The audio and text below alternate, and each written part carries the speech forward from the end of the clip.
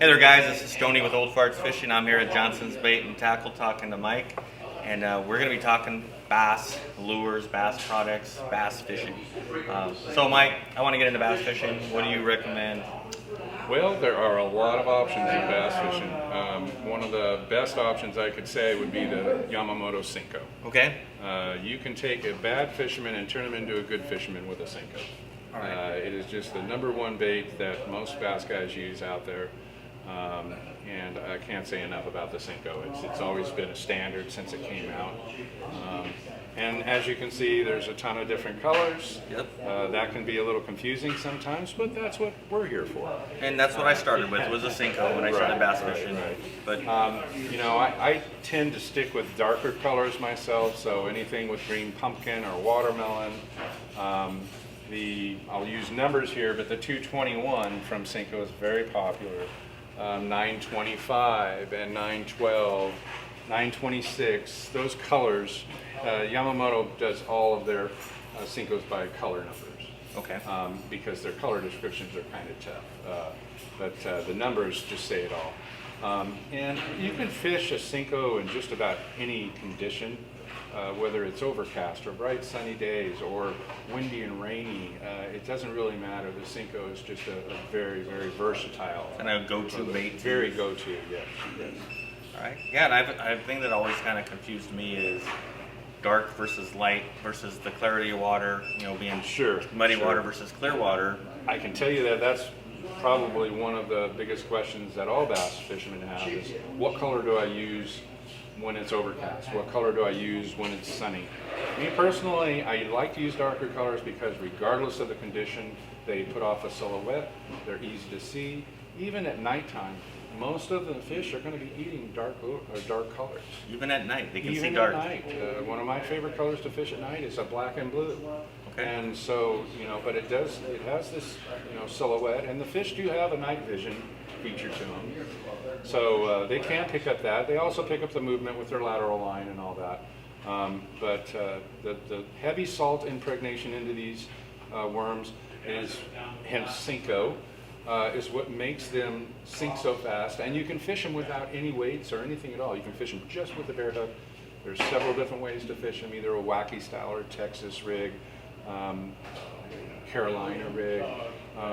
But they're very versatile. They work very well in any condition.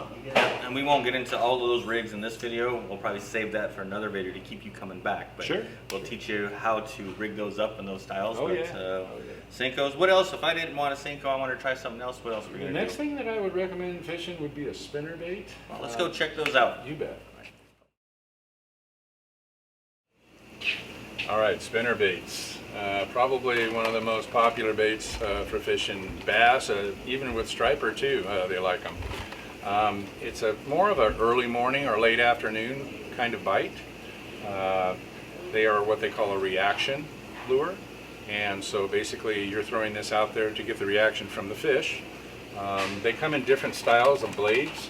They come in willow or Colorado or Indiana blades. It all depends on the condition that you're fishing. I like fishing bright colors for spinners. Chartreuse and blue, chartreuse and white, all white. Sometimes you'll get really good bites on red. It's very popular in the Delta and Clear Lake as well.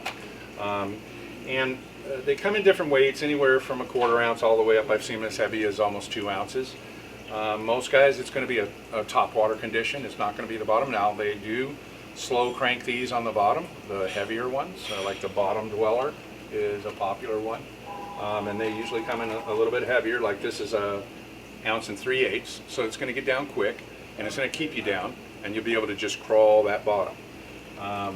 The other one that's really good too is, the most important thing I think is color of blades. The brass colored blade is going to get more flash in muddy conditions.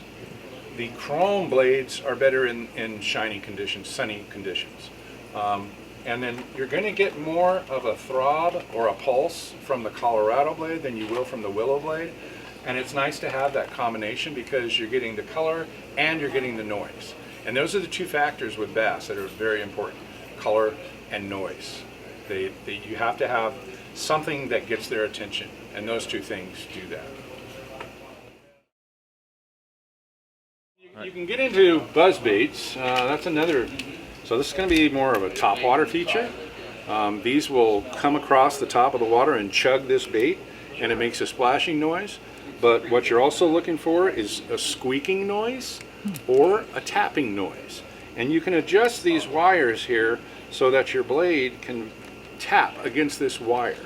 And as it taps against the wire, that gets their attention. And then any blade that squeaks is a good thing because that gets their attention as well. All right, so we've talked about some Cincos. We've talked about some spinners. Yes. What else would I want to put in my tackle box? I think everybody has to have a jerk bait in their box. Bait. Yeah. I've seen some jerk fishermen. But let's see what a jerk bait looks like. That's the one that gets a jerk at one end and jerks at the other end. There you go. All right, let's go talk jerk bait. All right. All right, jerk baits. Jerk baits. A wall of jerk baits. Wall of jerk baits. Tell me what you know. So, jerk baits. Jerking fish. And what that is, you know, when fish are starting to have health issues or they're dying, they will have this sporadic jerking motion to them. And that is a key for the bass. Hey, something's wrong with this guy, he's going to be an easy target. And they're very, very popular. They mimic any kind of bait fish that's out there. They have all different kind of colors and different depths. Typically, in the spring, you're going to be fishing a little bit shallower than what you're going to be fishing. Spring and summer, you're going to be fishing a little bit shallower than what you're fishing in the fall and winter. In the fall and winter, a lot of these fish are going to go deeper, so you're going to want to use a deeper running jerkbait. So they kind of categorize them. For instance, the Strike King, this J200, these are like about 3 to 6 feet deep. The J300 is going to go a little bit deeper than that. Maybe 8 to 10 feet, like that. And then you've got a 300D, which is going to be all the way up to maybe 12 feet, okay? And it all depends on your jerking motion and how you're moving that lure, and it takes a little bit of time to learn it, but once you get that jerking motion, you will catch fish. And the most important thing with the jerkbait is that pause. You have to get a jerk and give it a pause and let that fish come up and investigate it. And when you start to jerk it again, that fish, that's the reaction right there. Is that fish thinks this is trying to get away. So that's when they're going to come and hammer that lure. And you can, like I said, you can fish these all in different lengths. One of my favorites are the Vision 110 by Megabass. They make a fantastic lure. These are super tuned right out of the box. You wouldn't believe how much R&D goes into their productions for these.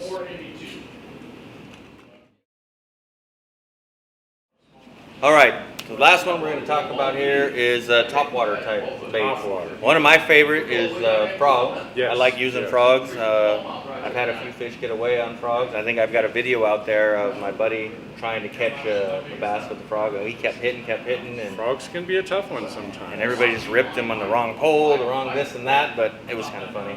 We still don't know what we're doing, and that's why I'm here with Johnson's Bait and Tackle, because they're the guys who are going to teach me what I need to know. So tell me about frogs. Favorite method to catch any species of fish is topwater. I don't care if it's a Dorado down in Baja or a bass up here in Clear Lake. Topwater is just so exciting for fishing. You know, somebody get so excited about a fish exploding on the top of the water trying to eat your lure. And frogs, really, you can fish them, you know, from the early spring all the way through the late fall. But the summer months are going to be your key months for the frogs. There's different types of designs out there. There's ones that have just the rubber silicone legs. There's one that have paddle tail legs. There's some that have a twin leg that you can put on. Some that have spinners in the back. But they all are representing the same thing, and that is a frog on the top water. Certain frogs you can throw into open patches. Other frogs you kind of burn across open water. This here, like a river to sea frog, this would be a great frog to throw into the patches, open patches. So when I'm talking about tules and weeds, and when you have that one little open patch, you could have fish sitting underneath that little hole waiting for a frog to fall into that hole. And believe me, when you cast in there and it hits and the water explodes, you know that he's waiting for that frog. The other one that I like to use is a Zoom horny toad. They're very, very easy to fish. You can fish these guys completely weedless. Throw them into any kind of condition you want. But this frog, you're going to kind of burn across the water. You're not going to let this sit because it'll start to sink as it sits. As soon as you hit the water, you start to turn your reel and you get the right cadence, and you will see those legs start splashing. And that's the kind of cadence you want. The key with frog fishing, don't swing on that first hit. Let the rod load before you swing on the fish. A lot of times they're going to come up, they're going to get that fish, that frog in their mouth, and they're going to start to swim away with it, and you're going to pull that frog out of their mouth every time. They might have a frog just by a piece of the leg there, but it's amazing how hard of a grip they have, and you would think that you've hooked the fish, but it's not that case. So wait for that load of the rod and then swing the hook. So there you go. There is the bass products, from Cincos to spinners to jerk baits to top waters, everything you can imagine to go catch that monster bass. Come into Johnson's Bait and Tackle. They will walk you through all this, show you some great stuff, sell you some great stuff. Sure. And these guys are very knowledgeable. There's lots of guys here. Mike's one of them, but you know, Aaron, Daniel. Daniel, Brian, and several other guys, and all of them are kind of have a specialized type of fishing that they do. So we bring a lot of information for all species of fish. And the one thing I'd like, one, as you guys know me with Old Farts Fishing, we like to support local businesses. And what's cool about this place is, every time I come in here, I don't see a lot of turnover. There's a lot of the same people, the same familiar faces all the time, and that's to say something for the business. Well, Stoney, any retail is only as good as their customer service. Absolutely. And we guarantee you good customer service here. It's just the one thing that is absolutely important for retail. Absolutely. So check out Johnson's Bait and Tackle. Go to their Facebook page. Check out Old Farts Fishing at off 530, and we'll see you on the water. All right, fish on. Fish on. Hi, this is Mike Searcy. I'm the manager with Johnson's Bait and Tackle, and we just wanted to let you know that we've got everything you need for your fishing needs and then some. Anything from crappie to bass to striper, salmon, saltwater, anything you can imagine we can help you out with here at Johnson's Bait and Tackle.